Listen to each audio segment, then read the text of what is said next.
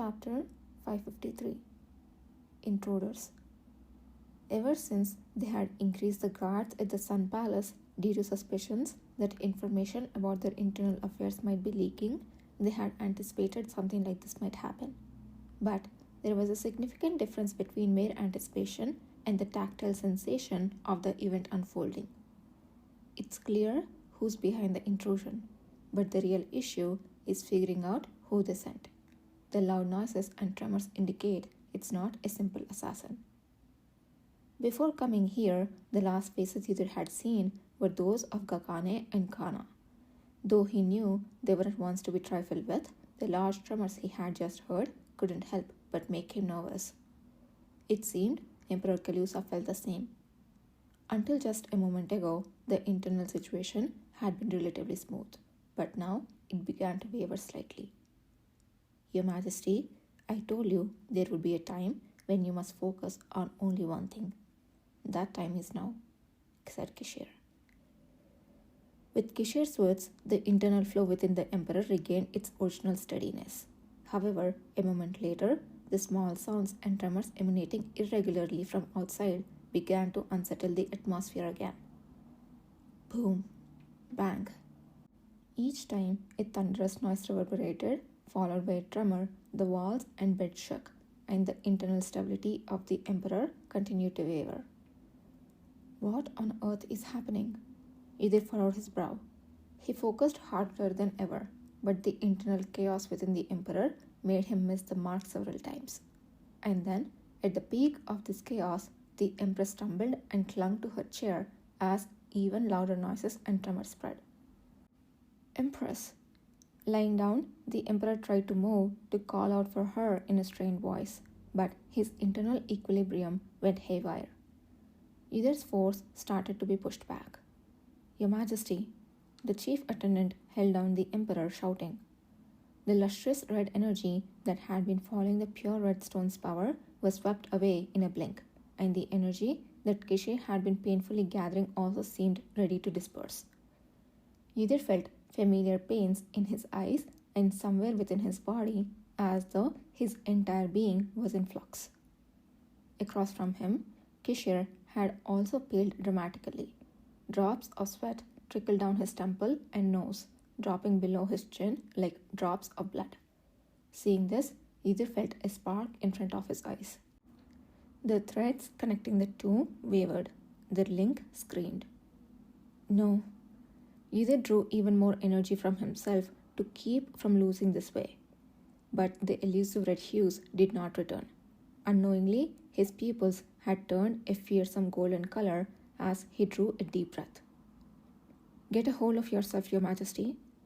This couldn't be where it all collapsed, but the Emperor showed no signs of regaining stability. Unable to overcome the pain, the Emperor clawed at the sheet. Blood oozed from between his broken nails, straining the fabric a dark red. Your Majesty! The Emperor's glasses slipped off his sweat-soaked face. Yuder clenched his teeth as he saw the Emperor's deep red eyes staring into some indeterminate void.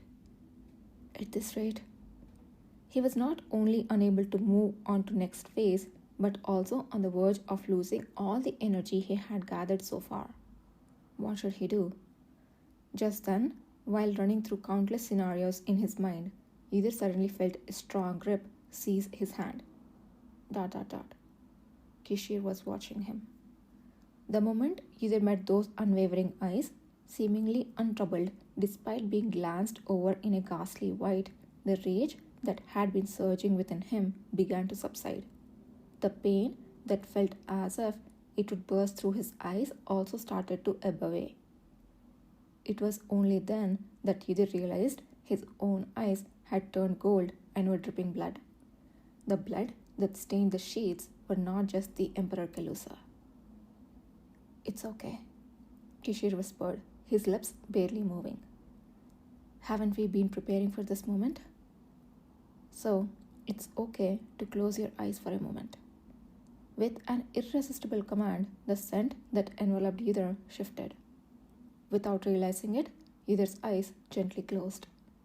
At the same time, something hot once again trickled down from one eye. Your Highness, Empress. Beyond the darkened vision that forcefully shut off the power of his perception, a low, soft voice struck his ears more clearly than before. Come here. Please hold His Majesty's hand. Hurry. The Empress rushed over, panting, and tried to sit beside the Emperor to take his hand. However, the Emperor didn't hold her hand. With fingertips stained in blood, he barely managed to brush the Empress's hand away. A murmuring slipped through Emperor Keilusa's lips. Leave. Dangerous. Go away. Your Majesty, he muttered, imploring her to leave and abandon him.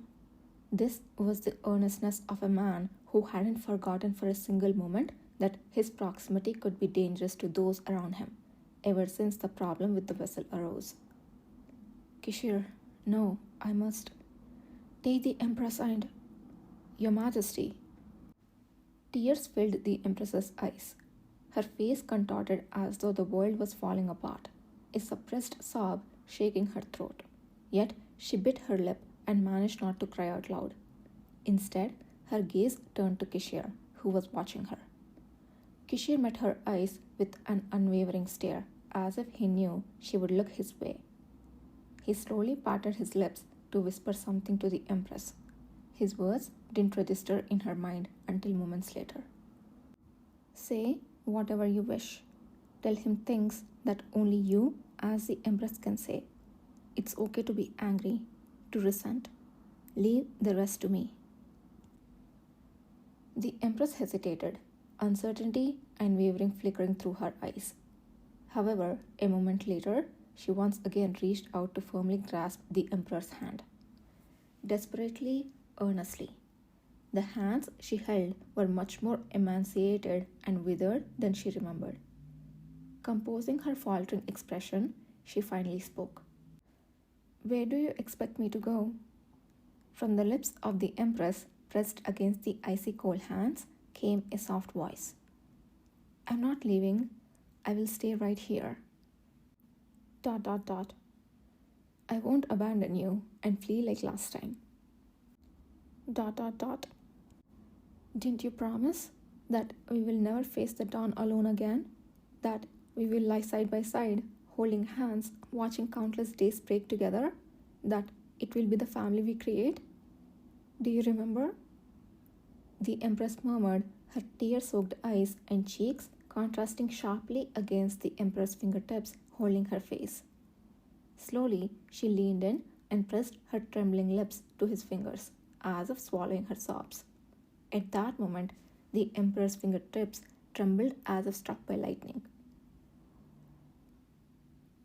Gakane and Kana sprinted over Nathan Zuckerman.